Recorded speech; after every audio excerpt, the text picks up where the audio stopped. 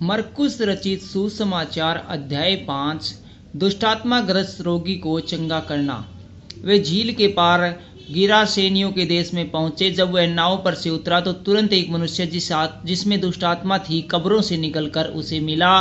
वह कब्रों में रहा करता था और कोई उसे सांकलों से भी न बांध सकता था, क्योंकि वह बार बार बेड़ियों को और सांकलों से बांधा गया था। पर उसने सांकलों को तोड़ दिया और बेड़ियों के टुकड़े टुकड़े कर दिए थे और कोई उसे वश में नहीं कर सकता था।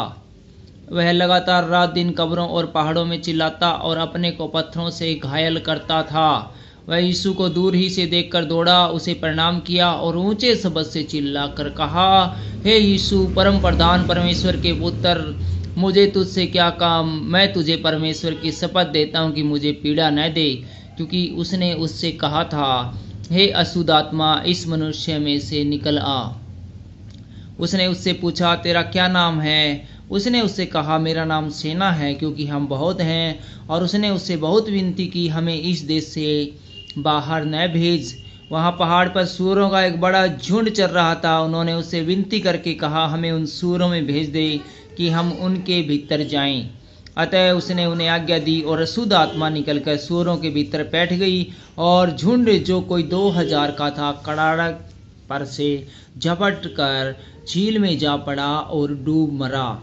उनके चरवाहों ने भागकर नगर और गांव में समाचार सुनाया और जो कुछ हुआ था लोग उसे देखने आए। यीशु के पास आकर वे उसको, जिसमें दुष्ट आत्माएं थी अर्थात जिसमें सेना समाई थी, कपड़े पहने और सचेत बैठे देखकर डर गए।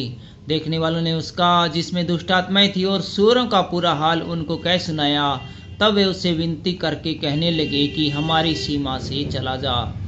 जब वह नाव पर चढ़ने लगा तो वह, जिसमें पहले दुष्ट आत्मा थी, उससे विनती करने लगा, मुझे अपने साथ रहने दे। परंतु उसने उसे आज्ञा न दी और उससे कहा, अपने घर जाकर अपने लोगों को बता कि तुझ पर दया करके प्रभु ने तेरे लिए कैसे बड़े काम किए हैं। वह जाकर दिकापुलिस में इस बात का प्रचार करने लगा कि यीशु ने मेरे लिए कैसे बड़े काम किए, और सब लोग अचंभा करते थे। याईर की मृतक पुत्री और एक रोगी स्त्री। जब यीशु फिर नाव से पार गया तो एक बड़ी भीड़ उसके पास इकट्ठी हो गई।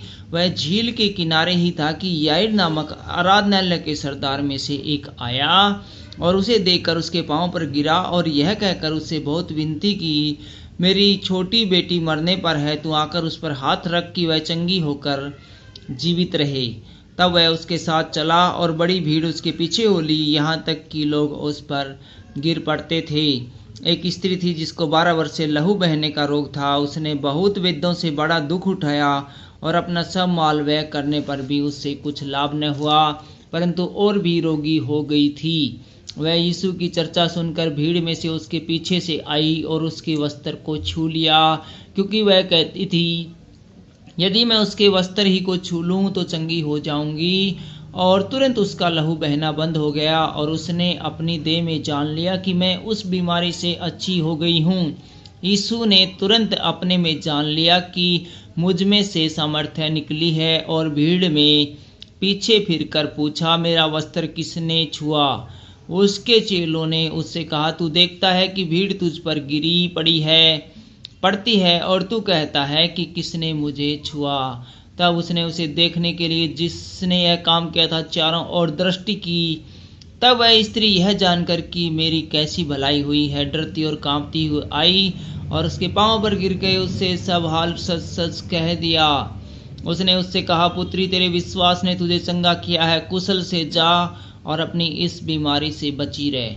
वह यह कह ही रहा था कि आराधनालय के सरदार के घर से लोगों ने आकर कहा, तेरी बेटी तो मर गई, अब गुरु को क्यों दुख देता है?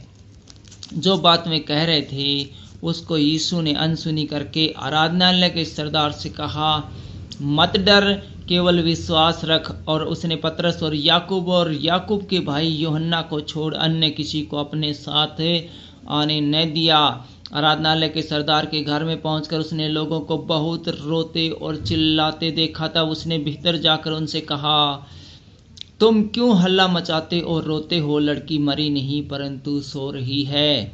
वे उसकी हंसी करने लगे, परंतु उसने सबको निकाल कर लड़की के माता पिता और अपने साथियों के साथ भीतर जहाँ लड़की पड़ी थी गया और लड़की का हाथ पकड़कर उससे कहा तलीमा कुमी, जिसका अर्थ है हे लड़की मैं तुझसे कहता हूँ उठ।